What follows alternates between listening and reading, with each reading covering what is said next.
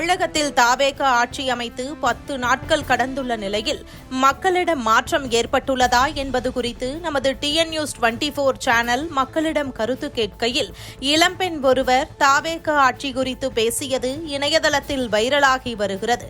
மக்கள் மாற்றம் வேண்டும் என வாக்களித்தனர், ஆனால் ஏமாற்றம் மட்டுமே கிடைக்கும் என்றும், ஊழல் இல்லாத ஆட்சியெல்லாம் கொடுக்க முடியாது, ஒரு தலைவர் முதலமைச்சராக வந்த பிறகு மக்களை சந்திக்கவில்லை, பத்திரிகையாளர் சந்திப்பு இல்லை என கேள்வி மேல் கேள்வி எழுப்பியது எல்லாம் ஆளும் தரப்புக்கு ஷாக்கை கொடுத்துள்ளது.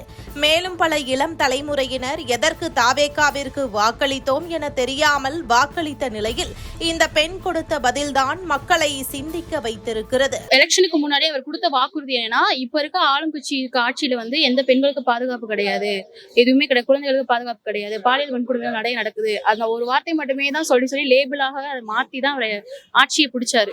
அவரோட சப்போர்ட்டர்ஸ் எல்லாமே சொல்லுது, எங்க அண்ணன் வந்தா பாதுகாப்பு எங்களுக்கு கிடைக்கும் அப்படின்னு நம்பி மட்டும்தான் அவருக்கு ஓட்டு போட்டு ஜெயிக்க வச்சிருக்காங்க. ஆனா அவர் ஆட்சி பொறுப்பேற்று இந்த 20-22 நாட்கள்ல மட்டுமே 30க்கும் மேற்பட்ட கொலைகள் நடந்திருக்கு, பாலியல் வன்கொடுமைகள் நடந்திருக்கு, மொத்தத்துல 30க்கும் மேற்பட்டது நடந்திருக்கு. இதை பார்க்கும்போது இப்பவுமே அவங்களுக்கு அரசியல் புரிதலே இல்லாம ஓட்டு போட்ட சில பேர் இவ்வளவு விஷயங்கள் நடந்ததுக்கு அப்புறமே அதை புரிஞ்சுக்காம இப்ப வரைக்கும் அவருக்கு சப்போர்ட்டா முட்டு கொடுத்துட்டு மட்டும்தான் இருக்காங்க. எப்போ இந்த தமிழ்நாட்டு மக்களுக்கு அரசியல் புரிதல் வரும்னு எனக்கு தெரியல. பெரியார் வளர்த்த பேரும் பிள்ளைகள்லாம் எங்க போனாங்கன்னு தெரியல. அவ்வளவு பேர் இருந்து அவர் அவ்வளவு பகுத்தறிவு கொடுத்து வளர்த்தாங்க. இந்த ஒரு வருஷத்துல இந்த பகுத்தறிவுலாம் காணாம போன மாதிரி தான் இருக்கு. இதுக்கப்புறமாவது மக்கள் அரசியல் புரிதலோட எது சரியானது எது தவறானதுன்றதை புரிஞ்சுக்கணும்னு நான் நினைக்கிறேன்.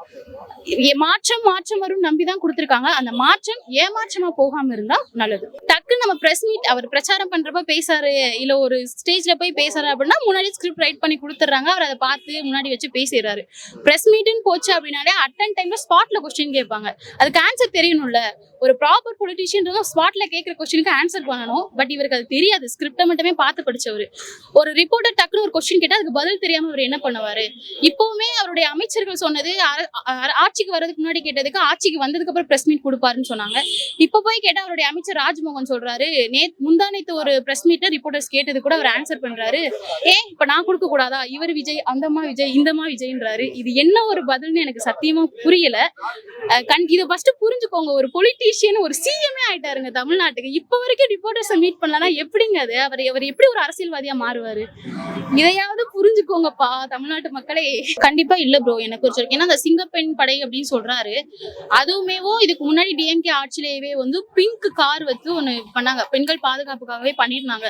அதே காரு நம்பர் பிளேட் கூட மாத்தாம ஸ்டிக்கர் மட்டும் ஒட்டிதான் அவர் சிங்கப்பெண் படையினே ஒண்ணு ஆரம்பிச்சிருக்காரு. சிங்கப்பெண் படைன்னு சொல்றோம். அந்த சிங்கப்பெண் படையில இருக்க ஒரு காவல் அதிகாரி ஒரு பெண்ணுக்கே பாலியல் வன்கொடுமை நடந்திருக்கு. இதுல எங்க அவங்க பெண்களுக்கு பாதுகாப்பு கொடுக்குறாங்க? பெரிய கொஸ்டின் மார்க் தான். பெண் பாதுகாப்புக்கு இதுக்கு முன்னாடி இருந்த ஆட்சியை விட இப்ப இருக்க ஆட்சியில பெரிய கேள்விக்குறியாதான் இருக்கு. ஆட்சிக்கு வர்றதுக்கு முன்னாடி கேட்டதுக்கு எங்க அண்ணன் ஆட்சிக்கு வந்தா பாப்பாருன்னு சொன்னாங்க.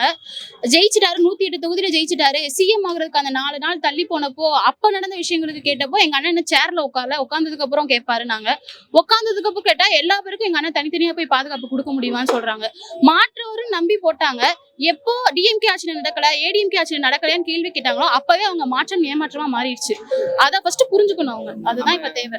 இப்போ மின்துறையிலேயே மின்கட்டண துறையிலேயும் மொத்தமே ஏடிஎம்கே ஆட்சியில போகும்போது 1.22-32 லட்சமும் கடன்ல இருந்தது. இப்போ ஏடிஎம்கே ஆட்சியில அதுல இருந்து 1% கம்மியா தான் போயிருக்கு. கூடுதலா எந்த ஒரு கடனுமே வைக்கல. ஆனா நேத்து அவருடைய மின் வளர்ச்சித்துறை அமைச்சர் அவர் சொன்னதுல கிட்டத்தட்ட 3 லட்சம் கோடிக்கு கிட்ட கடன் இருக்குன்னு பொய்யா ரிப்போர்ட் கொடுக்குறாங்க. அது எப்படி மாற்றம் வரும், ஊழலை தடுக்க போறாங்கன்னு எனக்கு தெரியல. இதுக்கப்புறமாவது புரிஞ்சுக்கோங்க. அதுதான் இன்னும் 5 வருஷம். ஆனா கண்டிப்பா கஷ்டப்பட போறோம் ப்ரோ. இந்த 5 வருஷம் நம்ம எவ்வளவு வளர்ச்சி அடைஞ்சோமோ அந்த வளர்ச்சியை பின்தங்கி தான் நம்ம போறோம். மாற்றம் வரும் அப்படின்னா தமிழ்நாடு இன்னும் பின்தங்கி போகும். ஒரு 50 வருஷத்துக்கு முன்னாடி இருந்தது இந்த 5 வருஷத்துல கண்டிப்பா பின்தங்கி போகும். அந்த மாதிரி போயிரும் ப்ரோ.